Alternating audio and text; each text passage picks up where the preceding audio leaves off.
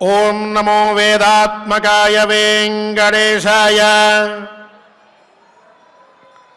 మైథిలీకుచభూషణామలనీలమౌక్తికమీశ్వరం రావణానుజపాలనం రఘుపుంగవం మమ దైవతం. నాగరీవనితాననాంబుజబోధనీయకలేవరం సూర్యవంశవివర్ధనం ప్రణమామి రాఘవకుంజరం.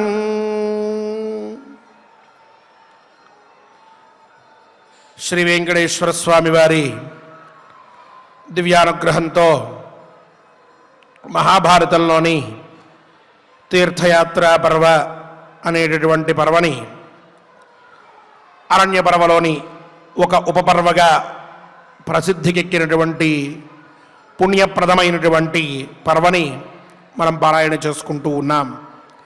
ఎన్నో తీర్థముల మాహాత్మ్యాన్ని వింటూ ఉన్నాం.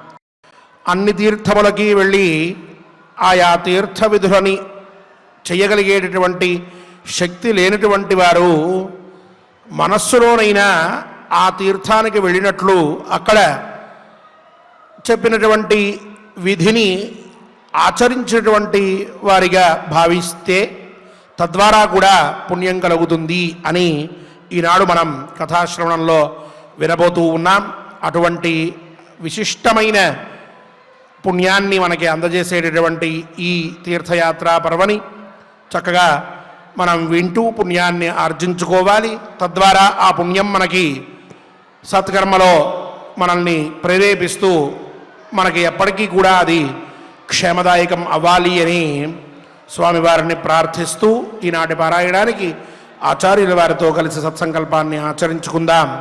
శ్రీవారి అనుగ్రహాన్ని పొందుదాం. విఘ్నేశ్వర ధ్యానం. నమస్తే గణనాథాయ గణానాం పతగే నమః.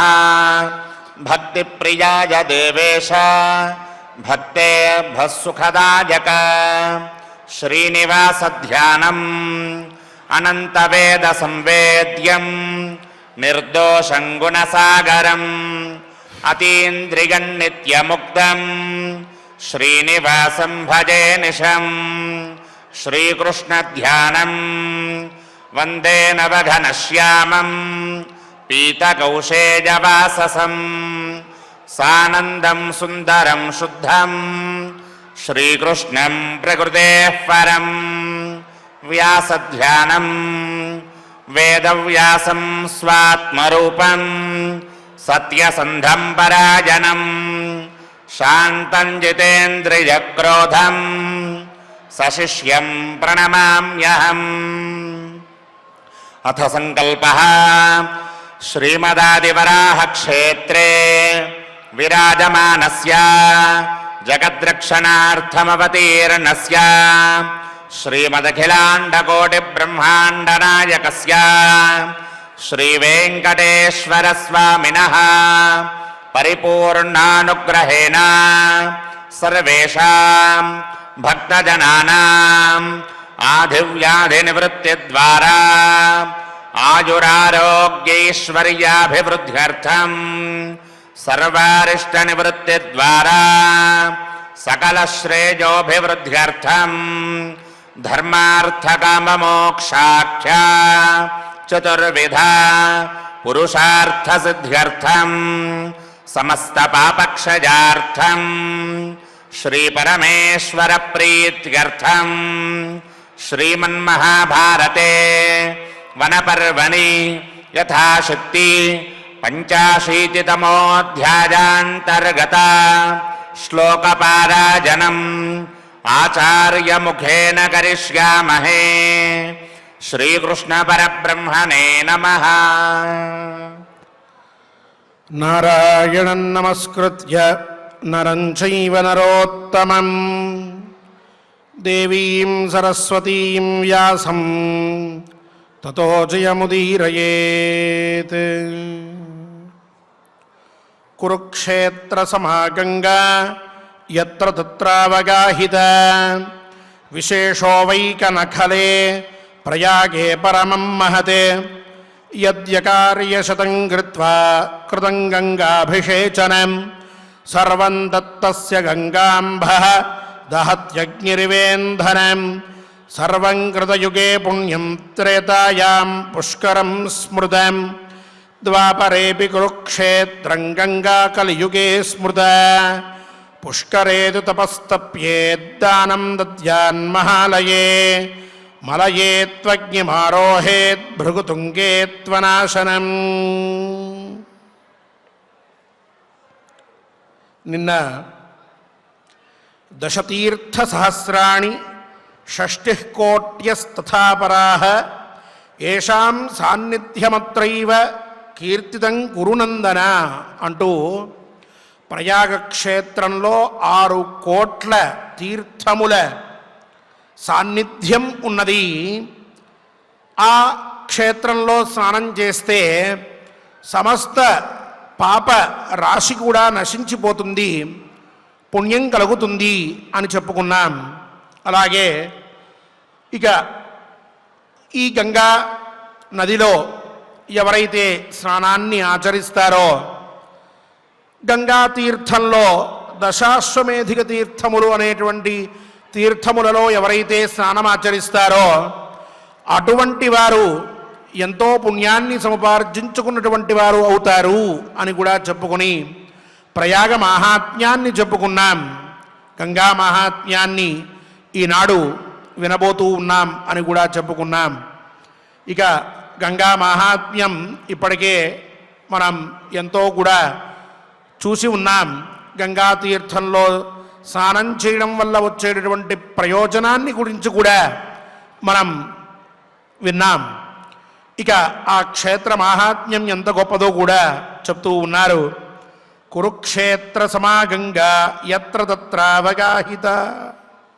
గంగలో ఎక్కడ స్నానం చేసినా సరే ఆ స్నాన పుణ్యం ఎంత గొప్పది అనంటే కురుక్షేత్ర తీర్థంతో సమానమైనటువంటి పుణ్యాన్ని ఆ స్నానం ఇస్తూ ఉన్నది అని చెప్పారు. అలాగే కనఖలం అనేటటువంటి తీర్థంలో గంగా స్నానం ఇంకా విశేషమైనటువంటి మహాత్మ్యాన్ని కలగజేస్తోంది అని చెప్పి ప్రయాగ తీర్థంలో గంగా స్నానం ఆచరించినట్లయితే అన్నిటికన్నా విశేషమైనటువంటి ఫలం కలుగుతుంది అని చెప్పారు. ఇంతకు మునుపే అనుకున్నాం, గంగా ఒకటి, అక్కడే యమున, అక్కడే అంతర్వాహినిగా సరస్వతి, ఈ 3 కూడా అక్కడ ఉన్నాయి. అక్కడే ఆ ప్రయాగ క్షేత్రంలో 6 కోట్ల తీర్థముల యొక్క సాన్నిధ్యం కూడా ఉన్నది. అటువంటి క్షేత్రంలో స్నానమాచరించినందువలన సమస్తమైనటువంటి పాపము కూడా పోయి పుణ్యం అనేటటువంటిది కలుగుతుంది అని చెప్పారు. అందువల్ల ఆ సంగమంలో స్నానం చేయడం వల్ల విశేషమైనటువంటి ఫలితం కలుగుతూ ఉన్నది. పైగా ఈ తీర్థములు ఏవేవైతే ఉన్నాయో ఇప్పటిదాకా చెప్పుకున్నటువంటి తీర్థములు, ఆ తీర్థములన్నిటి యందు చేసినందువల్ల వచ్చేటటువంటి ఫలితం ఏదైతే ఉన్నదో ఆ ఫలితం ఇగో ఈ ప్రయాగ క్షేత్రంలో ఆ గంగలో స్నానం చేయడం వల్ల కూడా కలుగుతూ ఉన్నది అని చెప్పారు. ఇక ఇక్కడే ఒక అర్థవాదం కూడా చెప్తూ ఉన్నారు. ఇంతకుముందు మనం చెప్పుకున్నాం, అర్థవాదం అంటే ఆ గొప్పతనాన్ని చెప్పడం కోసం చెప్పేటటువంటి మాట అని. సూర్య అష్టోత్తర శతనామ విశేషాల గురించి చెప్పుకుంటూ ఉన్నప్పుడు ఈ మాట చెప్పుకున్నాం మనం. ఇక్కడ అంటూ ఉన్నారు, యత్ అకార్య శతం కృత్వా కృతం గంగాభిషేచనం. తెలిసో తెలియకో ఎన్నో చెయ్యకూడనటువంటి పనులు చేసి ఉన్నప్పటికీ కూడా ఇక్కడ అటువంటి పనులన్నీ కూడా ఆచరించినటువంటి వాడు ఆ ప్రయాగ క్షేత్రానికి వెళ్ళి గంగానదిలో అక్కడ స్నానం చేసినట్లయితే సర్వం తస్య గంగాంబః దహత్యగ్నిరివేంధనం. అద్భుతంగా ప్రజ్వలిస్తూ ఉన్నటువంటి అగ్నిలో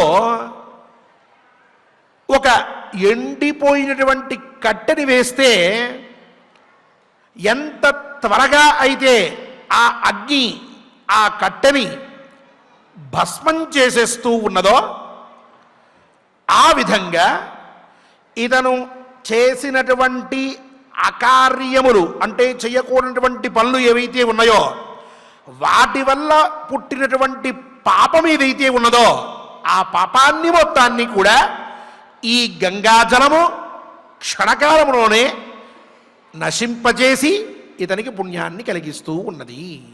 అక్కడ కట్టెని వెళ్ళి ఆ అగ్నిలో వేయడం వల్ల భస్మ ఎట్లా పుడుతూ ఉన్నదో ఇతని పాప రాశి అంతా కూడా అక్కడ నశించిపోయి పుణ్యం అనేటటువంటిది మళ్ళీ పుణ్యరాశి ఏర్పడుతూ ఉన్నది అని చెప్పారు. చెప్తూ ఇక ఒక్కొక్క యుగంలో ఒక్కొక్కటి పుణ్యమైనటువంటిది విశేషమైనటువంటిది అంటూ యుగ భేదంతో తీర్థభేదాన్ని కూడా మనకి పుణ్యాన్ని ఎక్కువగా ఇచ్చేటటువంటి తీర్థభేదాన్ని కూడా ఇక్కడ పులస్త్య మహర్షి చెప్తూ ఉన్నారు. ఒకటి సర్వం కృతయుగే పుణ్యం. కృతయుగం ఉందనుకోండి, ఆ కృతయుగంలో సర్వం పుణ్యం. ఇప్పటిదాకా మనం ఎన్ని తీర్థములైతే చెప్పుకున్నామో అన్ని తీర్థముల యందు స్నానం చేయవలసిందే. అన్నీ దేనికి దానికి గొప్పదే. అన్నిటి యందు స్నానం చేసినందువల్ల మాత్రమే విశిష్టమైనటువంటి పుణ్యం ఏర్పడుతూ ఉన్నది. అదే ఇక త్రేతాయుగానికి వస్తే త్రేతాయాం పుష్కరం స్మృతం. పుష్కరం అనేటటువంటి తీర్థం ఏదైతే ఉన్నదో అది పుణ్యమైనటువంటిది. అక్కడికి వెళ్ళి స్నానం చేస్తే ఈ తక్కిన తీర్థముల యందు ఏ తీర్థమునందైనా సరే స్నానం చేయకపోవడం వల్ల ఎత్కించదు లోపం ఏర్పడుతుందా అంటే ఏర్పడదు. ఈ లోపాన్ని కూడా ఆ పుష్కరం అనేటటువంటిది సరిచేస్తుంది, అతనికి విశిష్టమైనటువంటి ఫలితాన్ని కలగజేస్తుంది అని చెప్పారు. ఇక ఆ పైన ద్వాపరయుగంలో ద్వాపరేపి కురుక్షేత్రం, కురుక్షేత్ర తీర్థంలో స్నానం చేయడం వల్ల ద్వాపరయుగంలో ఈ మిగతా తీర్థముల యందు స్నానం చేసినందువల్ల వచ్చేటటువంటి పుణ్యం ఈ కురుక్షేత్రం ఇస్తుంది. తద్వారా అతను పునీతుడు అవుతూ ఉన్నాడు, విశిష్టమైనటువంటి పుణ్యం ఏర్పడుతుంది. ఇక కలియుగానికి వస్తే గంగా కలియుగే స్మృతం. కలియుగంలో గంగా అనేటటువంటి నదియే, ఆ తీర్థమే ఇగో ఇన్ని తీర్థముల యందు కలిగేటటువంటి పుణ్యాన్ని కూడా ఇచ్చేటటువంటిదిగా చెప్పబడి ఉన్నది. కావున ఈ తీర్థములన్నిటికీ నేను వెళ్ళలేకపోయాను, ఆ తీర్థముల గురించి నేను తెలుసుకోలేకపోయాను, లేక అక్కడ స్నానం చేయలేకపోయాను అనేటటువంటి బాధని పెట్టుకోక కలియుగంలో గంగానదిలో స్నానం చేసినట్లయితే సమస్త పాపము పోతుంది, పుణ్యము కూడా కలుగుతూ ఉన్నది. ఇక్కడ మళ్ళీ ఇంతకు మునుపు మనం చెప్పుకున్న టర్మ్స్ అండ్ కండిషన్స్ అనేవి అప్లై అవుతూనే ఉంటాయి. వెళ్ళడం అనేటువంటిది శ్రద్ధగా వెళ్ళాలి, విశ్వాసంతో స్నానం చేయాలి.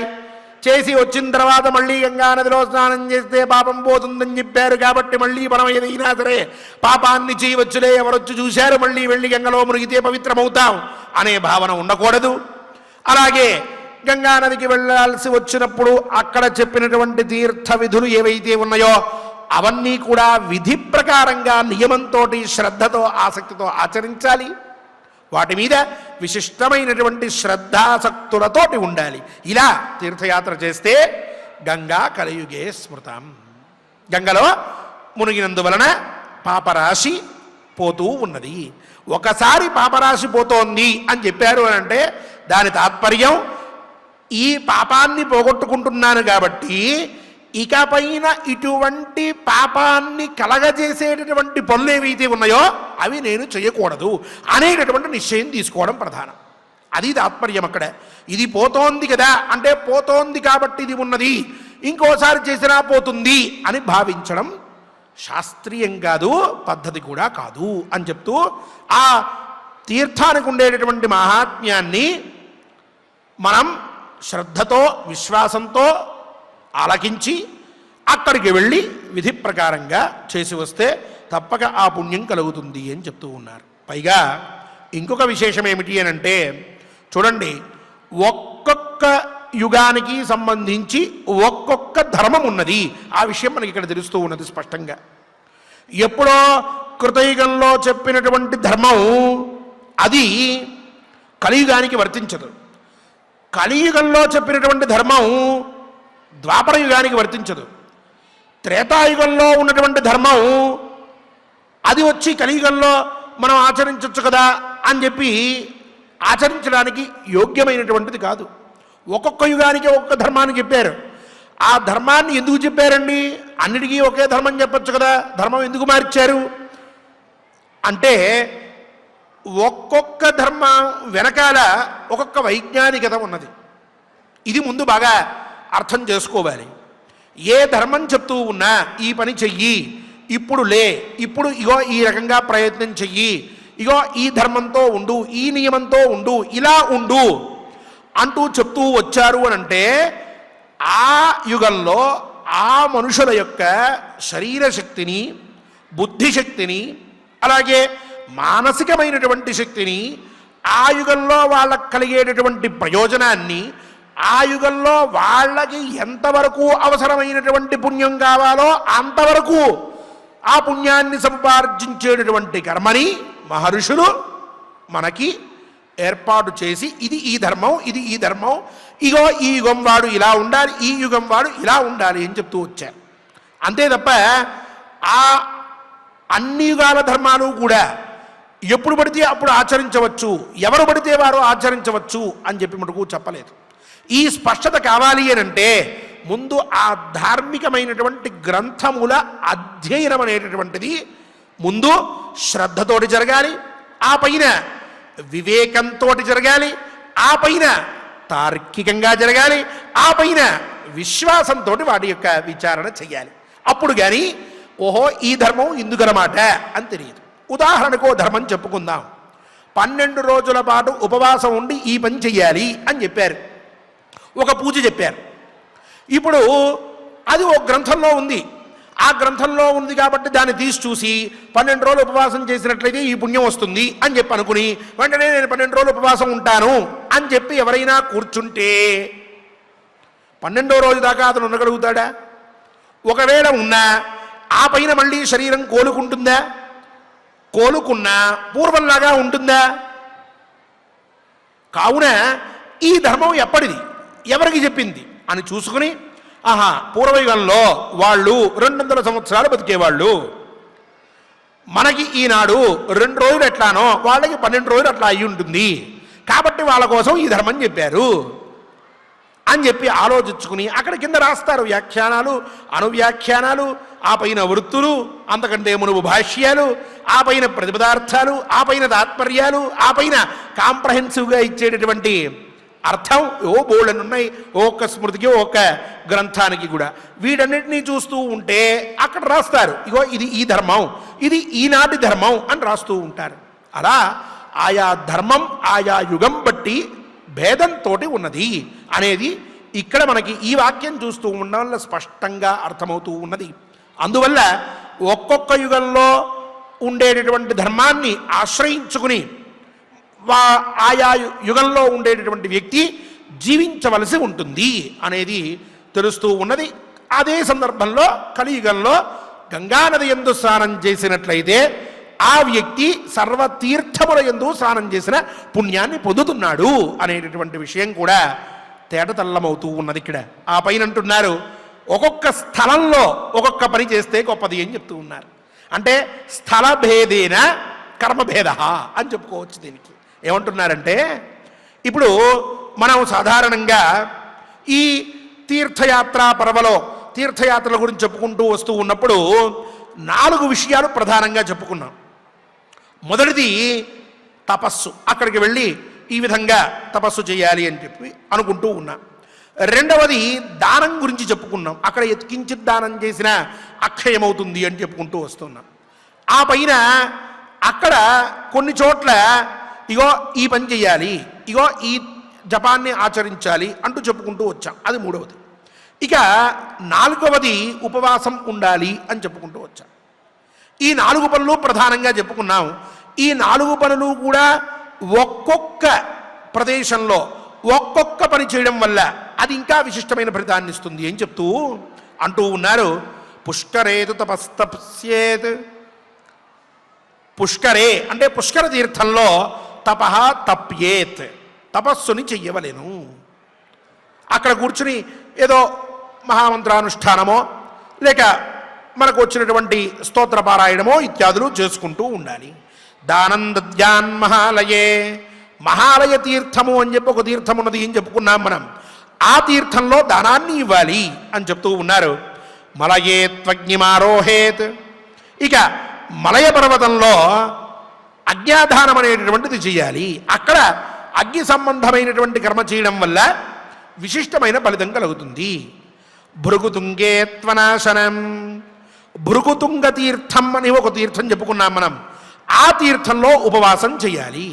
ఇలా ఈ 4 క్షేత్రముల యందు ఈ 4 పనులు చేసినందువలన విశిష్టమైన ఫలితం కలుగుతుంది అని చెప్పారు.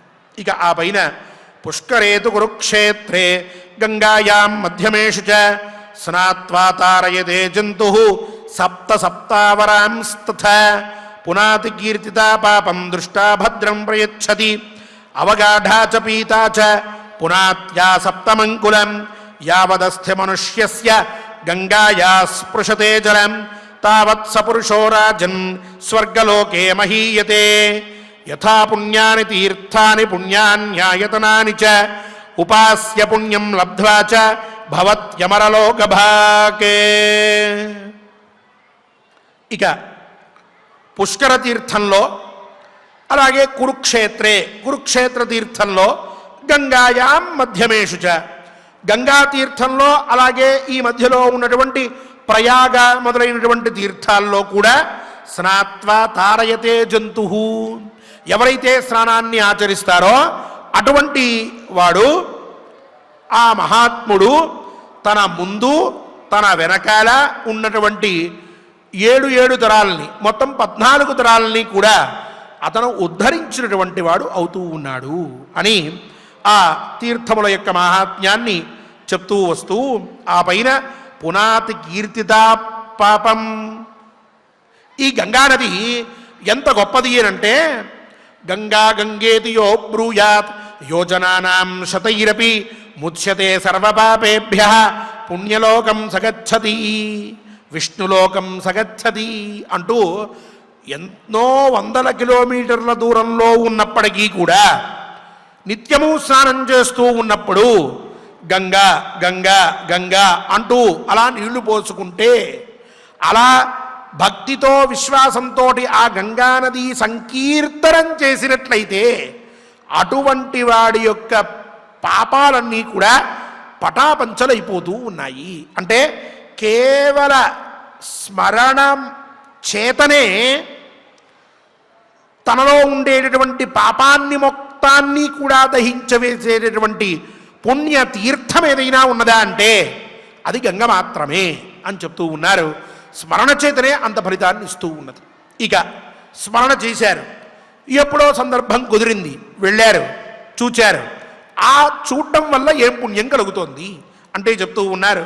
దృష్టా భద్రం ప్రయచ్చతి, భద్రం అంటే శ్రేయస్సు, శుభం అనర్థం.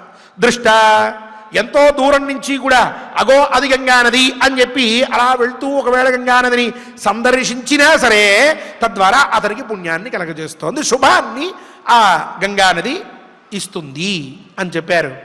ఆ పైన ఇక ఆ గంగానదిలో అంత దూరంలో కనిపించినప్పుడు ఒక్కసారి స్నానం చేసి వెళ్దామనిపించి దగ్గర దాకా వెళ్ళి దిగారు నీళ్ళలోకి. అవగాఢాచ పీతాచ, కొంచెం నీరు తీసుకుని విధి ప్రకారంగా గంగానది స్నానం చేయాలని చెప్పుకున్నాం.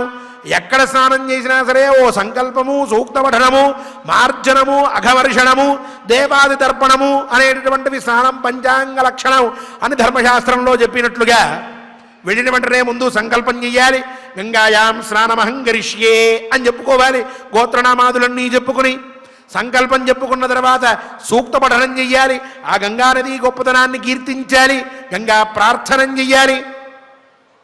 మార్జనం, ఆ పైన నీళ్లు చల్లుకోవాలి. ఆ పైన మునగాలి, లేవాలి. దేవతలు అలాగే ఋషులు, ఆ పైన ఉన్నటువంటి పితరులు దేవతలు వీళ్ళందరికీ తర్పణం చెయ్యాలి. ఇట్లా మొత్తం 5 విషయాలు స్నానం అనేటటువంటి దానివల్ల వస్తూ ఉన్నాయి. 5 అంగములు ఉన్నాయి అన్నారు స్నానానికి.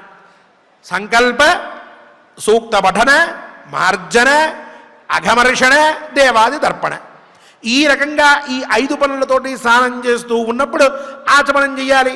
కేశవాయ నమః, నారాయణాయ నమః అని చెప్పి నీరు తీసుకుని త్రాగుతూ ఉంటాం. అలా నీరు తీసుకుని త్రాగుతూ ఉన్నప్పుడు ఆ నీరు తాగినా, అలాగే అలా మునిగినందువల్ల కూడా ఆ నీటిని స్పృశించడం, కొంచెం తీసుకోవడం, వీటి వల్ల అవగాఢాచ పీతాచ పునాత్యా సప్తమంకులం, 7 తన వంశంలో ఉన్నటువంటి పితృదేవతల్ని అందరినీ కూడా వీడు ఉద్ధరించినటువంటి వాడు అవుతూ ఉన్నాడు. చూడండి, కేవలం దాన్ని స్పర్శించినంత మాత్రమున, కొంత నీరు త్రాగినంత మాత్రముననే 7 పురుషాంతరాలని కూడా ఇతను ఉద్ధరిస్తున్నాడు అని గంగా మాహాత్మ్యాన్ని తెలియజేశారు. అంత విశిష్టమైనటువంటిది గంగా. అలాగే యావదస్థి మనుష్యస్య, లోకంలో మనం కొంతమంది ఈ విషయంలో వింటూ ఉంటాం. మరణించిన తర్వాత ఆ ఎముకలని, అస్థికలని తీసుకుని వెళ్ళి గంగా నదిలో నిమజ్జనం చేసి వస్తూ ఉంటారు. ఏమిటి అని అంటే విశిష్టం కదా గంగా నదిలో చేస్తేరని ఆ మాట చెప్తూ ఉన్నారు. యావదస్థి మనుష్యస్య గంగాయాం స్పృశతే జలం, ఎన్ని రోజుల పాటైతే మరణించినటువంటి వ్యక్తి యొక్క ఆ ఎముక ఆ గంగానదిలో తగులుతూ ఉంటుందో, గంగానది యందు ఉండి అది స్థిరంగా ఆ గంగ చేత నిత్యము తడపబడుతూ ఉంటుందో, తావత్ సపురుషో రాజన్, అంతవరకు కూడా, అంటే అన్ని సంవత్సరముల పాటు కూడా ఆ మరణించినటువంటి వ్యక్తి స్వర్గలోకే మహీయతే, స్వర్గలోకంలో అతను సుఖాన్ని అనుభవిస్తూ ఉంటాడు. అంటే బ్రతికి ఉన్నంత వరకే కాక మరణించినటువంటి వాడికి కూడా పుణ్యాన్ని ఇచ్చేటటువంటి నది గంగా నది. అది విశిష్టత ఆ నదికి ఉన్నటువంటిది అని చెప్తూ ఉన్నారు. ఇక్కడే కొంతమంది గంగా నదిలో కలపడం వల్ల చాలా పుణ్యం వస్తోంది కదా అని చెప్పి ఎప్పుడో 6 నెలలకో 3 నెలలకో 9 నెలలకో సంవత్సరం తర్వాత వెళ్దాం అని చెప్పి అనుకుంటూ ఉంటారు. 10 రోజుల లోపల ఒక మంచి రోజు చూసుకుని ప్రయాణం చేసి బయలుదేరి వెళ్ళి అవి కలిపి ఇక్కడికి రావడం అనేటటువంటిదే ధర్మంగా చెప్పారు. ఏమండి, మరి ఒక పిల్లవాడే ఉంటే ఊరు దాటకూడదు, పొలిమేర దాటి వెళ్ళకూడదు అనేటటువంటి నియమం ఉంది కదా, ఇతను వెళ్ళకూడదు కదా, మరి ఎట్లా అని అంటే, ఆత్మీయులు దగ్గర వాళ్ళు ఎవరైతే బంధువులు సపిండులు ఉన్నారో జ్ఞాతులు, వాళ్ళల్లో ఎవరికైనా అప్పచెప్పి ఆ పనిని నాయనా మీరు వెళ్ళి కలిపి రండయ్యా అని చెప్పి, లేక తన దగ్గరగా ఉండేటటువంటి సన్నిహిత తీర్థ ఉల్లంఘనం చేయకూడదు అని శాస్త్రవాక్యం. అందువల్ల దగ్గర ఉండేటటువంటి నది ఏదైనా ఉంటే ఆ నదిలోనైనా కలపడం అనేటటువంటిది శ్రేయస్కరం తప్ప 6 నెలల్లో 8 నెలల్లో అయిన తర్వాత కలపడం అనేటటువంటిది మాత్రం శాస్త్రం ఒప్పుకున్నటువంటి మాట కాదు. ఆ పైన ఇక యథా పుణ్యాని తీర్థాని, పుణ్యతీర్థాలు, పుణ్యమైనటువంటి మందిరాలు ఎన్నైతే ఉన్నాయో వాటన్నిటినీ కూడా సేవించినటువంటి వాడు పుణ్యాలన్నీ పొందినటువంటి వాడై చివరికి స్వర్గలోకాన్ని చేరుకుంటాడు అని చెప్పారు. ఇక గంగా విశేషాన్ని ఇంకొకసారి తెలియజేస్తూ, నగంగా సదృశం తీర్థం నదేవ కేశవాత్పర బ్రాహ్మణేభ్య పరన్నాస్తి ఏవమాహ పితామహ అంటూ ఈ గంగానది విశేషాన్ని చెప్తూ ఉన్నారు. అంతేకాక ఈ గంగానది యొక్క వైశిష్ట్యాన్ని తెలుసుకున్నటువంటి వారికి కూడా ఎంతో గొప్పదైనటువంటి పుణ్యం చేకూరుతుంది, వాళ్ళ యొక్క పాపములన్నీ కూడా తొలగిపోతాయి అంటూనే ఆ తీర్థ క్షేత్రాలకి వెళ్ళలేనటువంటి వాడికి మరి అతని పరిస్థితి ఏమిటి అని అంటే తనకి సంబంధించి కూడా ఓ ధర్మాన్ని ఇక్కడ పులస్తుల వారు చెప్తూ ఉన్నారు. వీడి విశేషాల్ని రేపటి కథాశ్రవణంలో మనందరం కూడా శ్రద్ధగా విందాం. ఈనాటి గంగా గంగా అనేటటువంటి నామాన్ని విన్నంత మాత్రముననే మనందరం కూడా ఆ పవిత్ర నామ స్మరణ అనేటటువంటి వృష్టిలో అభ్యంగ స్నానం చేసి ఉన్నాం, అవభృతాన్ని ఆచరించాం, పుణ్యాత్ములమయ్యాం. సకల తీర్థములకి కూడా పుణ్యాన్ని అనుగ్రహించినటువంటి శ్రీనివాస స్వామి వారి అనుగ్రహం మన మీద ఉండాలి. తీర్థస్వరూపుడైనటువంటి ఆ స్వామివారి అనుగ్రహంతో మనందరికీ కూడా విశిష్టమైనటువంటి పుణ్యం రావాలి, ముందుగా పాపరాశి తొలగాలి అని చెప్పి మనందరం కూడా సంకల్పాన్ని చేసుకుంటూ ఆచార్యుల వారితో కలిసి ఈ శ్లోక పారాయణం చేసుకుందాం. శ్రీవారి అనుగ్రహాన్ని పొందుదాం. ఓం నమో వెంకటేశాయ. ఓం నమో వెంకటేశాయ. చక్కగా మనం ఆచార్యుల వారి ద్వారా గంగాతీర్థ మాహాత్మ్యాన్ని మనం తెలుసుకున్నాం. ఇక మనం యథావిధిగా మహాభారత అంతర్గత వనపర్వంలో 85వ అధ్యాయంలో 88వ శ్లోకం నుండి మనం పారాయణం చేసుకుందాం. స్వామివారి యొక్క అనుగ్రహాన్ని పొందుదాం. కురుక్షేత్ర సమాగంగా కురుక్షేత్ర సమాగంగా యత్ర యత్ర తత్రావగాహిత తత్రావగాహిత విశేషో వై విశోషో వై కనఖలే కనకలే ప్రయాగే ప్రయాగే పరమం మహత్ పరమం మహత్ యది యది అకార్యశతం కృత్వా అకార్యశతం కృత్వా కృతం కృతం గంగాభిషేచనం గంగావసేచనం సర్వం సర్వం తత్తస్య తత్తస్య గంగాంభః గంగాంబః దహత్యగ్నిః దహత్యగ్నిః ఇవేంధనం వివేధనం సర్వం సర్వం కృతయుగే పుణ్యం కృతయుగే పుణ్యం త్రేతాయాం త్రేతాయాం పుష్కరం స్మృతం పుష్కరం స్మృతం ద్వాపరేపి ద్వాపరేపి కురుక్షేత్రం కురుక్షేత్రం గంగా గంగా కలియుగే స్మృత కలియుగే స్మృత పుష్కరేతు పుష్కరేతు తపస్తప్యేత్ తపస్తప్యేత్ దానం దద్యాత్ దానం దద్యాత్ మహాలగే మహాలయే మలగే మలయే త్వగ్నిమారోహేత్ త్వగ్నిమారోహేత్ భృగుతుంగే భృగుతుంగే త్వనాశనం త్వనాశనం పుష్కరేతు పుష్కరేతు కురుక్షేత్రే కురుక్షేత్రే గంగాయాం గంగాయాం మధ్యమేషు చ మధ్యేషు చ స్నాత్వా స్నాత్వా తారయతే జంతుః ధారయతే జంతుః సప్త సప్త సప్త సప్త అవరాంస్తథా అవరాంస్తథా పునాతి పునాతి కీర్తితా పాపం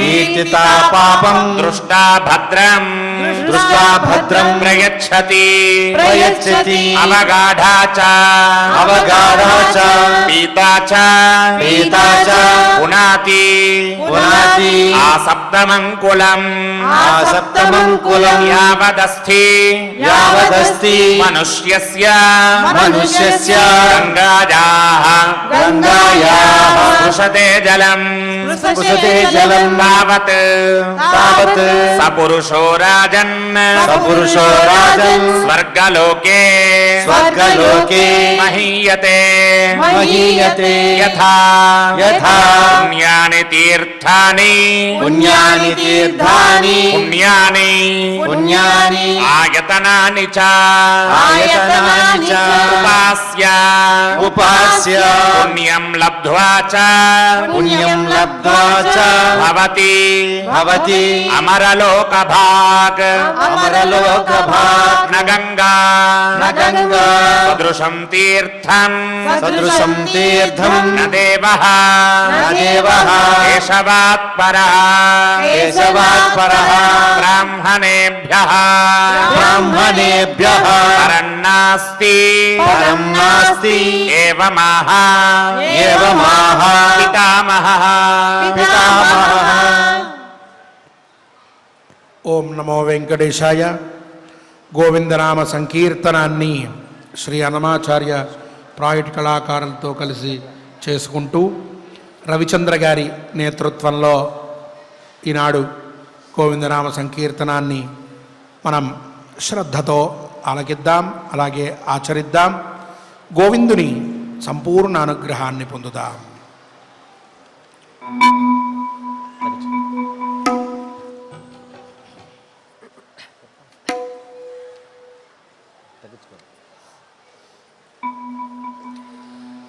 ఏడుకొండలవాడ వెంకటరమణ గోవింద.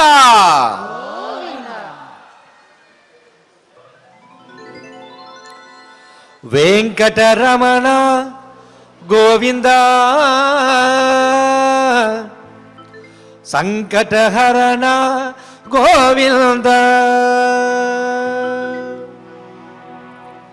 శ్రీనివాస గోవింద శ్రీ వెంకటేశ గోవింద భక్తవత్సల గోవింద భాగవత ప్రియ గోవింద నిత్య నిర్మల గోవింద నీలమేఘ శ్యామ గోవింద పురాణ పురుష గోవింద పుండరీకాక్ష గోవింద నందనందన గోవింద నవనీత చోర గోవింద పశుపాలక శ్రీ గోవింద పాప విమోచన గోవింద దుష్ట సంహార గోవింద దురిత నివారణ గోవింద శిష్ట పరిపాలక గోవింద కష్ట నివారణ గోవింద హరి గోవింద హరి గోవింద గోకుల నందన గోవింద గోవింద హరి గోవింద గోకుల నందన గోవింద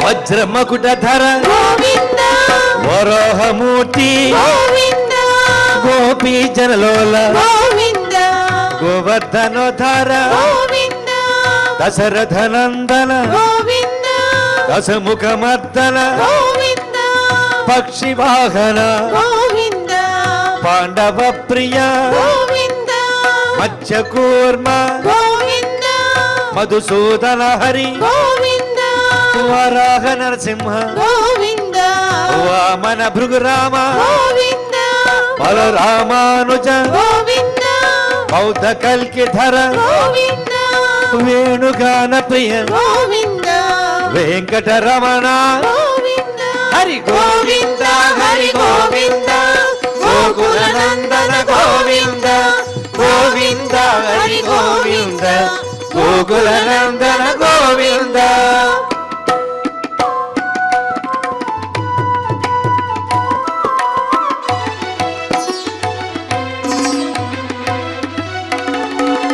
సీతానాయక గోవింద శ్రిత పరిపాలక గోవింద దరిద్ర జన పోషక గోవింద ధర్మ సంతాపక గోవింద అనాథ రక్షక గోవింద ఆపద్బాంధవ గోవింద శరణాగత వత్సల గోవింద కరుణాసాగర గోవింద కమల దళాక్ష గోవింద కామిత ఫలద గోవింద పాప వినాశక గోవింద పాహి మురారే గోవింద శ్రీ ముద్రాంకిత గోవింద శ్రీ వత్సాంకిత గోవింద ధరణీ నాయక గోవింద దినకర తేజ గోవింద హరి గోవింద హరి గోవింద గోకుల నందన గోవింద గోవింద హరి గోవింద గోకుల నందన గోవింద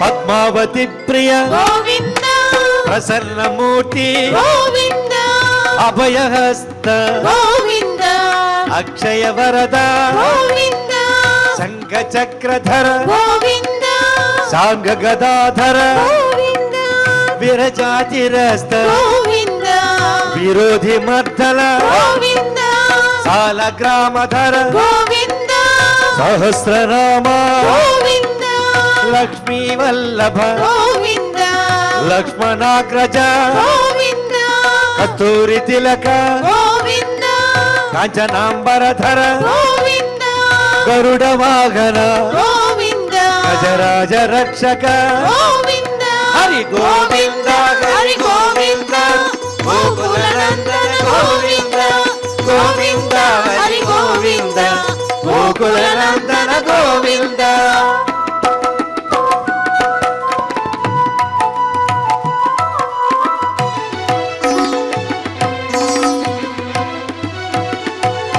వానర సేవిత గోవింద వారధి బంధన గోవింద సప్తగిరీశ గోవింద ఏక స్వరూప గోవింద శ్రీరామకృష్ణ గోవింద రఘుకుల నందన గోవింద ప్రత్యక్ష దేవ గోవింద పరమదయాకర గోవింద వజ్ర కవచధర గోవింద వైజయంతిమాల గోవింద వట్టికాసులవాడ గోవింద వసుదేవ తనయ గోవింద బిల్వ పత్రార్చిత గోవింద భిక్షుక సంస్థుత గోవింద స్త్రీ పుంరూప గోవింద శివకేశవమూర్తి గోవింద హరి గోవింద హరి గోవింద గోకుల నందన గోవింద గోవింద హరి గోవింద గోకుల నందన గోవింద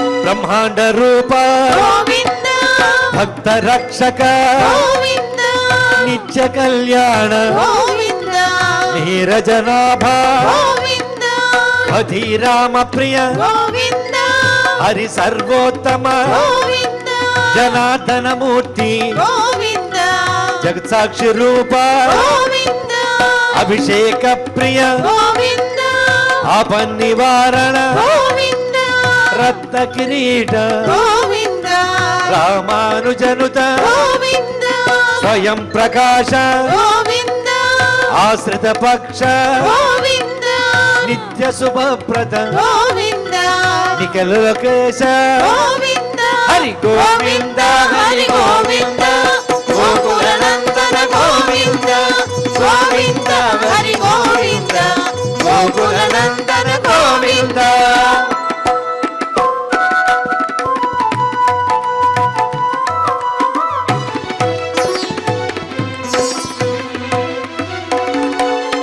ఆనంద రూప గోవింద అజంత రహిత గోవింద ఇహ పరదాయక గోవింద యభరాజ రక్షక గోవింద పరమ దయాళు గోవింద పద్మనాభ హరి గోవింద తిరుమల వాస గోవింద తులసీ వనమాల గోవింద శేషశాయినే గోవింద శేషాద్రి నిలయ గోవింద మధ్యావతార గోవింద ఏడు కొండల వాడ గోవింద హరి గోవింద హరి గోవింద గోకుల నందన గోవింద గోవింద హరి గోవింద గోకుల నందన గోవింద గోవింద హరి గోవింద గోకుల నందన గోవింద గోవింద హరి గోవింద గోకుల నందన గోవింద గోవింద హరి గోవింద గోకుల నందన గోవింద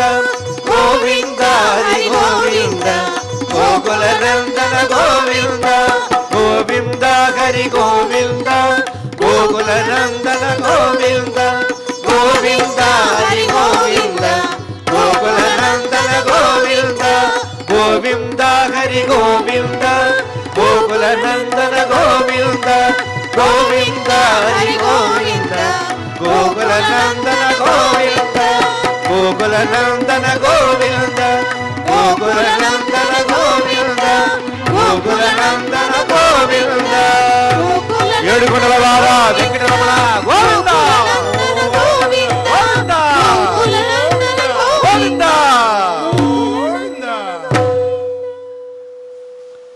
ఓం నమో వెంకటేశాయ. చక్కగా గోవిందనామ సంకీర్తనం చేసుకున్నాం. ఇక మంగళాంతంగా పారాయణాన్ని పూర్తి చేసుకుని శ్రీవారి ఆశీస్సులని స్వీకరిద్దాం. అథ క్షమా ప్రార్థనా యదక్షర పదభ్రష్టం మాత్రాహీనం చ యద్భవేత్ తత్సర్వం క్షమ్యతాం దేవ నారాయణ నమోస్తుతే. అథ లోకక్షేమ ప్రార్థనా స్వస్తి ప్రజాభ్యః పరిపాలయతాం న్యాయేన మార్గేణ మహీం మహిషాః. గోబ్రాహ్మణేభ్యः శుభమస్తు నిత్యం. లోకాः సమస్తాः సుఖినో భవంతు. అథ భగవత్ సమర్పణం కాయేన వాచా మనసేంద్రియైర్వా బుద్ధ్యాత్మనా వా ప్రకృతే స్వభావాత్ కరోమి యద్యత్ సకలం పరస్మై నారాయణాయేతి సమర్పయామి. అథ మంగళం శ్రియః కాంతాయ కళ్యాణ నిధగేర్ధినాం శ్రీ వెంకట నివాసాయ శ్రీనివాసాయ మంగళం. నమో